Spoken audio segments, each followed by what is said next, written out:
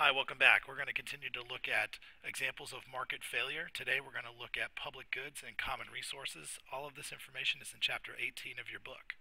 And the goal here is to be able to identify the characteristics of a public good versus a private good versus an artificially scarce good or a common resource. And then identify some solutions that can help solve the market failure that's created by each of these different types of goods. First thing we want to talk about is that goods have two different kinds of characteristics. One is its exclusivity. If a good is excludable, it means that I can limit access to that good versus non-excludable where I cannot limit access to the good. And the other issue is one of whether it is rival in consumption or not. If it's rival in consumption, that means that my use prevents you from using the same good. If it's non-rival, it means that my use does not interfere with your ability to also enjoy the good. And so the first type of good we'll talk about is called a private good. Private goods are goods that are both excludable, only I get to use it, and rival in the sense that once I have it, you don't have access to it. These are the kinds of typical goods and product goods that we've been talking about so far this year.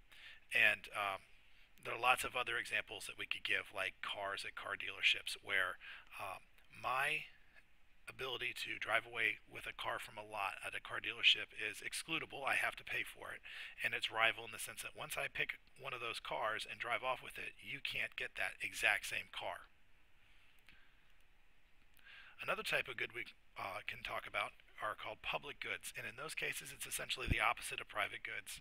A public good is non-excludable. I cannot prevent you from enjoying access to the good, and it is non-rival in the sense that your use of the good doesn't limit access to other people. So things like national defense, it's not excludable. The Army isn't protecting everyone in the country but you. They're protecting everybody. And it's non-rival in the sense that my use of national defense doesn't get in the way of you also being protected by the Army and the Navy. Or another example might be parks and recreation. I can't exclude you from walking into the public park, but your use of the public park doesn't then get in the way of me being able to use it. So if you're playing basketball, I can also play basketball. And so public goods have a challenge in that you can't charge a price and you can't keep people away, and so they tend to be underproduced. Um, and so we got to figure out kind of what's the best amount of a public good to be created. In order to do that, we need to make sure that the marginal social benefit is equal to the marginal social cost. And to identify social benefit, I have to look at the sum of everyone's personal benefits. If I only looked at one individual and said, as an individual, if you want this good, you're going to have to pay for it. If you want a park, for example, you're going to have to pay for it. Then there'd be very, very few parks because few people get as much benefit as it would cost to create. And so we want to look at the entirety of everybody who could be partaking in the good and adding up their benefits to find the social benefit. So we could look at an example for street cleanings and say there's two people, Ted and Alice, and each one of them gets a certain degree of marginal benefit for every street cleaning they receive per month. And so, on their own, if it was $6 per street cleaning, Ted would want three if he were on his own, because that's the last point at which his marginal benefit, which would be $7, I'm sorry, Ted would want four, pardon me, because the marginal benefit of the fourth is seven, and the marginal benefit of the fifth is three. So if it's $6 to clean, then that fourth cleaning is the last time where his marginal benefit is greater than marginal cost. And if the price is six, then Alice would also only want four.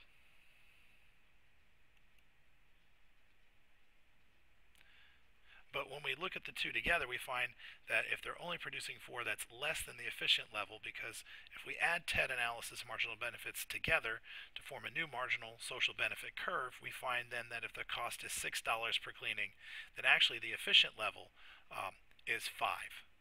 Right? Because at 5, that's the last point at which the total social benefit, marginal social benefit, is greater than the marginal social cost. And so we find that public goods tend to be underproduced.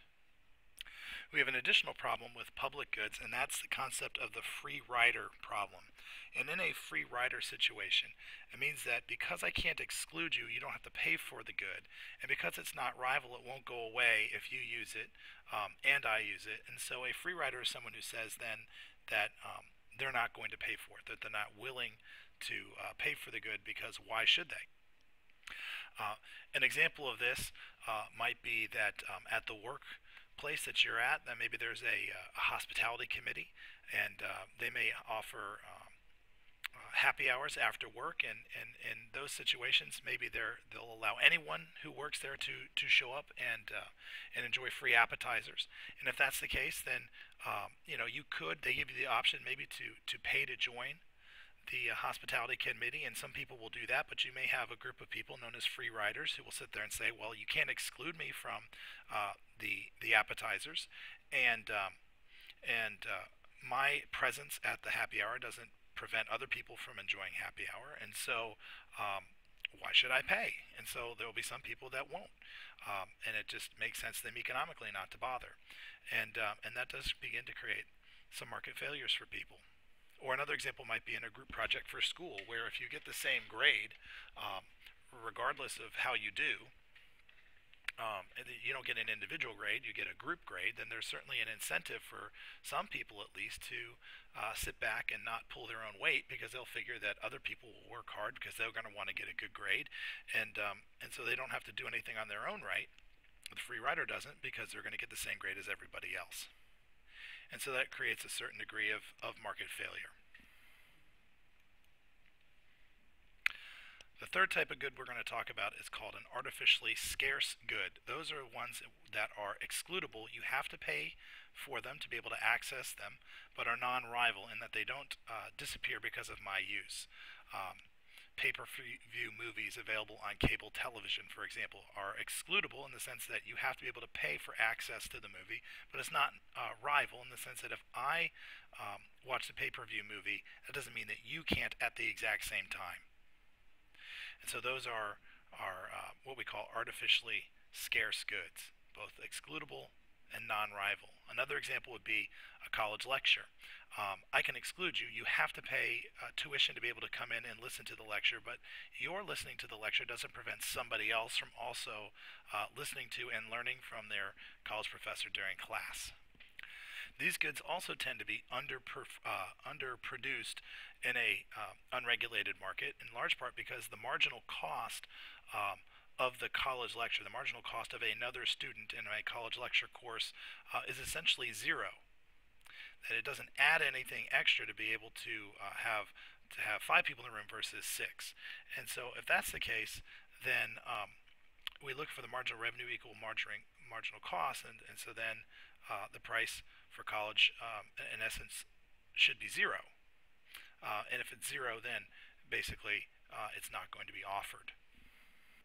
In actuality, what you would have then is millions of people standing, trying to get into the lecture, and no professor is willing to give it. Final type of good we're going to talk about is what we call common resources. Those are ones that I cannot exclude you from, but which are rival. And so I can't exclude you from clean water, but my drinking of the water prevents you from drinking the same water. And so common pool resources are both non-excludable and rival. For example, Alaska crab fishing. It's non-excludable. I can't, in essence, I can't prevent you from going out and catching crab. But once you catch those crab, nobody else can. The result then is that you see an overconsumption of the good because anyone can access it. But so why not? If you're not going to get it, somebody else will. And so if you want the good, you better go out and get it yourself. The end result is what is commonly called the tragedy of the commons, and there's a tragedy of the bunnies game, which we'll look at in class. But in essence, what it says is that my personal marginal cost is much lower than the social cost for the market, and so my use as an individual will be greater than the optimal use because I don't take into account social costs. There's a negative externality here that I'm not taking into consideration, and that is that we could overfish the crab population and leave ourselves with nothing. And so there are clearly some issues with that. The classic example why they call tragedy of the commons is because people used to bring their sheep out to the common field, and you couldn't exclude them from doing that. And but once my sheep are on the field eating the grass, there's no grass left for your sheep, and we use up this beautiful field very quickly, and because we overconsume. And so there are some solutions that we've looked at in the past. You could use a Pigouvian tax, for example, to help people internalize the uh, the social cost of their use of the commons. You could give someone property rights, and instead of it being a common, give it to somebody and allow them to begin to exclude folks, in which case you'd have a rival excludable group, product, and it would be private, and there would be an efficient level of use in that case. So there are some other solutions out there to deal with it, but it clearly does create some sort of market failure. We will look at all four types of goods again in class, do some more problems, trying to make sure that we understand the concepts, and I'll be happy to answer your questions when you get in. I'll see you next class.